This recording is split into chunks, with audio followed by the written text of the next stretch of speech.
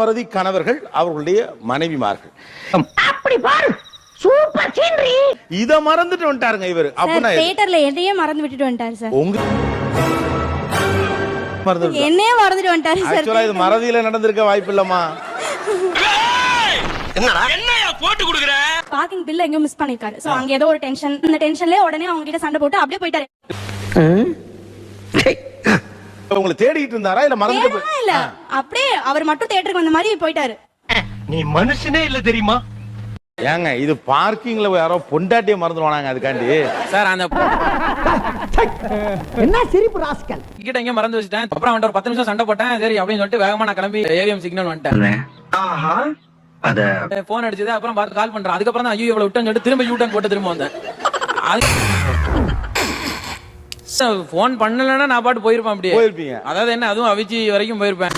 ஏய் எனக்கே விபத்து அடிக்கலாம் பார்த்தல நீ. அதுக்கப்புறம் எனக்கு தெரிஞ்சிருக்கும் ஐயோ ஏதோ ஒன்று கூட்டு வந்தோம் திரும்ப போய் கூட்டிட்டு வரணும். ஏதோ ஒண்ணு குட்டியானமா நக்கல்யா அவனுக்கு. மொட்டை அடிச்சிருந்தாங்க சார். அவரு நான் முடி இருக்க நேரத்துல பூ வாங்கிட்டு வந்துட்டாருங்க சார்.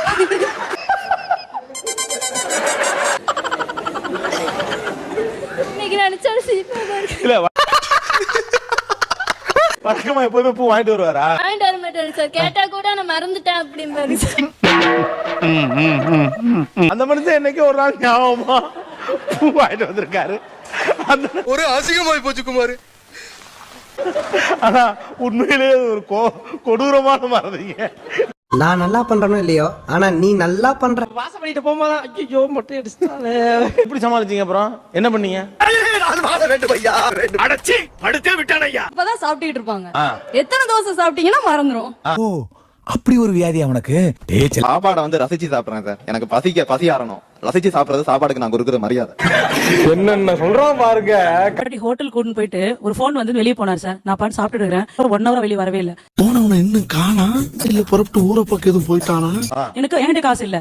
பில்லு வேற என்ன சாப்பிடுறீங்களா வேற என்ன சாப்பிடுறீங்களா? எனக்கு இன்னும் சாப்பிடும் பயமா இருக்கு. நான் பட்ட வேதனை இருக்கே அந்த வேதனை. இல்ல சார் ஆனா 1 hour மேல எனக்கு அழ வர மாதிரியே வந்துருச்சு. அவங்க என்னையே பாக்குறாங்க ஹோட்டல் இருக்கிறவங்க. போயிட்டாரு. அது எங்க அப்புறமா கேட்டது நான் பக்கத்துல ஃப்ரெண்ட் இருந்தா அவட பேசிட்டு நான் மறந்துட்டேன். அப்புறம் போன் நீங்க அங்க இருந்து ஹாஸ்பிடலுக்கே போயிட்டீங்க. போயிட்டேன் சார். ஆமா. உங்களுக்கு எப்ப ஞாபகம் வந்தது? அந்த கார்மண்டா எப்பேன்றடா வெண்ணே மாமி எங்க மாமான்னு கேட்டான் அக்கா பையன். அப்பதான் ஹோட்டல்ல சாப்பிட்டு இருந்தாங்கடா போய் முன்னாடியே கால் பண்றாரு. வந்துருக்க கவலைப்படாத ஒன்னும் பயப்படாத நான் வரேன் அப்படின்னாரு. சரி நீ வா முதல்ல வா அப்புறம் பேசிக்கலாம் சார். நான் வேணும்னு பண்ணல சார். 400 தான் பில் ஆச்சு. அப்புறம் பே பண்ணி கூட்டு போனாரு. ஆனா வீட்டுக்கு போய் செம்ம சண்டை நடந்தது சார் அன்னைக்கு. எதனா போகும்போது பைக்ல டென்ஷன் பண்ணாம அப்படியே பைக் ஆஃப் பண்ணிட்டு இறங்கிடு அப்படின்னு ஒரு கோவம். இவ்வளவு கோவக்காரன் நம்மளுக்கு தெரியாம போச்சே. முதல்ல வா எங்க இருந்தாலும் வந்துரு. எங்க இருக்க என் வீட்டுக்கு வா. ஒருவேளை அப்படியே வேற கிளம்பி போனாலும் போயிருவாப்ல கோவப்பட்டோம்னா. எப்படி சிக்கிரிக்கம் பாத்தியாப்பா. காலையில பல் தேய்க்கிற பிரஷ் சார் மாத்தி தான் என்னோட பிரஷ் எடுத்து தான் தேய்க்கிறது. பிரஷ் 2 கலர்ல தானே பேக் போட்டு விப்பாங்க. சிவப்பு எந்த ப்ளூ எந்த மாத்திப்பார். நிறைய பேர் அப்படிதாம்மா. நானும் கூட இதே பிரச்சனைல தான்மா சிக்கி இருக்கிறேன். நான் இதுதான் கேட்டேன். எனக்கு மட்டும்தான் மறக்குதோ நினைச்சேன். தெய்வமே எனக்கு மட்டும்தான் இந்த பிரச்சனை ஆகுதுன்னு நான் பயந்தே போயிட்டேனா? எவ்வளவு பேரு அந்த 2 பிரஷ் ஒரே இடத்துல இருக்கும். ஆனா மனைவி பிரஷ் எடுத்து பல் விளக்கி போறவங்க எவ்வளவு பேர் சொல்லுங்க? நீயுமா சொல்லிட்டு படுப்பா இந்த மாதிரி ப்ளூ உங்களுது இது நம்மளுது அப்படின்னு நைட்டு சொல்லிட்டு படுப்பா. என்ன ஒரு புத்திசாலித்தனம்.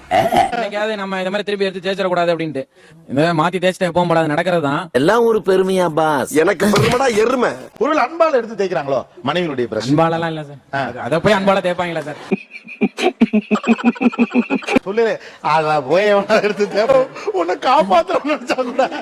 நான் குமார் அவசரப்பட்டிய கோயம்புத்தூர் ட்ரெயின் ஏறிட்டாங்க. கூத்துக்கிட்ட போய் இறங்கி டீ என்னமோ சாப்பிட்டு இருக்காங்க. அவங்க பாட்டு இருக்காங்க. வண்டி பாட்டு போயிட்டே இருக்கு. காட்டுச்சு அப்பன்னு பார்த்து என்னோட பிரதரோட பொண்ணு அதுல உட்காந்துறான். மாமா வண்டி போதும் மாமா வா வா. நான் வந்து வண்டி நீ போடி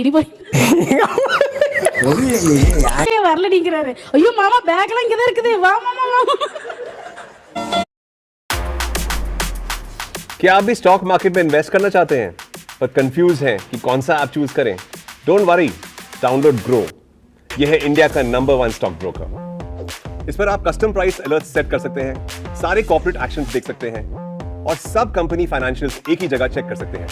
यही नहीं, यहाँ आपको मिलेगा free demat account, 0 annual maintenance fee और करोड़ों इन्वेस्टर्स का भरोसा। अब देर किस बात की? Download grow and start investing. Investment in securities market are subject to market risks. Read all the related documents carefully before investing.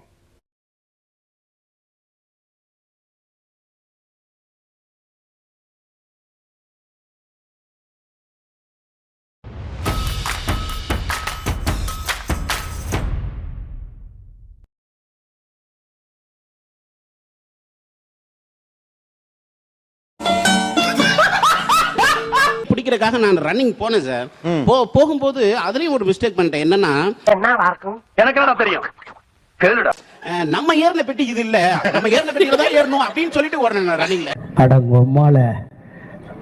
Passenger train எந்த பெட்டியில வேணாலும் ஏறி இருக்கலாம். அந்த யோசனையே வரல அந்த டைம்ல எனக்கு. அதாவது ஓடி போய் ஏறுறப்ப கூட நியாயமா இருக்கணும். நம்ம எதுக்கு ரிசர்வ் பண்ணோம்? ஐயோ ஐயோ, இதுல போனவங்களுக்கு வேற டாட்டா காட்டிருக்கீங்க. அவ்வளவுக்கு கிரைண்டா கிரைண்ட். அந்த பொண்ணு கூப்பிடுது, அந்த பொண்ணு சரி, அந்த பொண்ணு வேலைக்கு போற பொண்ணு. ரைட் மா போயிட்டா டாடா அப்படிங்கிற மாதிரி நான் என் பொண்ணு எப்ப பார்த்தாலும் என் முடிய பிடிச்சி தலை வரணும்னு ரொம்ப ஆசைப்படுவா. அவங்க அப்பாவை காமிச்சு விட்டுருவேன். அந்த கிடைக்கிற கேப்ல எல்லாம் ஆப்பு வைக்கிறியே சிவாஜி. ரொம்ப நேரம் வாரிட்டே இருந்தா அப்படியே படுத்து தூங்கிட்டாரு. கடைக்கு போசனா அவசரத்துல ஜடையோடய போயிட்டாருங்க சார். ஐயோ, என்னடா சொல்ற? ஆமாண்ணே, ஏங்க கடை போன வரைக்கும் கூட உங்களுக்கு யார் சொல்லல? போன மனுஷோட சொல்லவே இல்லைங்க, எல்லாம் பார்த்துட்டு நல்ல வேளை கிளம்பி ஆபீஸ் போகாமட்டீங்களே, அது வரைக்கும் ஓகே. நீங்க போயிட்டு ரிட்டர்ன் வரையில உங்க பொண்டாட்டி இது யாரோட ஜடை உன் தலையில இருக்கேன்னு கேட்டு வேற பிரச்சனை வந்திருக்கும். கொஞ்சம் ஓவரா தான் போய்கிட்டு இருக்க நீ. டியூட்டி கிளம்பும் போது குப்பையை கவர்ல போட்டு கொடுத்து அனுப்புவாங்க. அதை வந்து பின்னாடி மாட்டிடுவோம். மாட்டிட்டு நான் ஊர் பூரா சுத்திட்டு ரிட்டர்ன் வர்றப்ப எங்க வரும்போது முறுக்கு வாங்கிட்டு வந்துருக்கேன்னு சொல்லிட்டாங்க. முறுக்க வாங்கிட்டு அவன்கிட்ட காசெல்லாம் கொடுத்துட்டு அங்க முறுக்கு எடுக்காம ரிட்டர்ன் வந்துட்டேன். நான் இந்த கவர் எடுத்துட்டு போயிட்டு வீட்டுல வச்சுட்டேன். வேற பாத்துருக்கேன், இந்த மாதிரி ஒரு டுபா கூட நான் பார்த்ததே இல்ல. ஆனா அவங்க இல்ல அந்த டைம்ல வீட்டுல. நான் தப்பிச்சேன் அந்த டைம்ல. வெக்கமா இல்ல? என்ன வெக்கம்? முறுக்கு வாங்கிட்டு சொன்னேன், என்னாச்சு அப்படியே மறந்துட்டமா அப்படின்னு சொல்லிட்டு அதோட விட்டுட்டு இந்த டஸ்ட்பின்ல போட்டாச்சு. என் நிலைமை ரொம்ப மோசமா இருக்குங்க. சொல்லவும் முடியல, மெல்லவும் முடியல. ஒரு லவர்ஸ் டேக்கு உங்களுக்கு சர்ப்ரைஸ் கிஃப்ட் சொல்லிட்டு ஒரு கிஃப்ட் வாங்கிட்டேன். வாங்கி பீரோல வச்சுட்டேன். கேட்டுக்க பீரோல வச்சேன். நைட்டு சொல்லலாம் ஃபோன் பண்ணி அப்படின்னு நினைச்சேன். ஆனா வாங்கி வச்சதை மறந்துட்டேன். ஓ அப்படியா? என்ன நொப்படியா? நம்பலையா? அப்படி இல்ல. அப்படியே பார்த்தோன்னா என்ன தோணுச்சு அவட்டுக்குள்ள? வேற யாருக்காகவும் வாங்கி வச்சுட்டாங்களோ? இந்த உலகத்தை தெய்வமே ஒளிச்சு வைக்கிறத தவிர ஒரு குத்தமும் செய்யாத ஒரு பிள்ளையா. இதான் சார் நம்ம பையன் புத்திங்கிறது. யாரோ ஒரு பொம்பளைக்கு கொடுக்கணும்னு நினைச்சிருந்தா உங்கோட்டு பீரோலையுமா ஒளிச்சு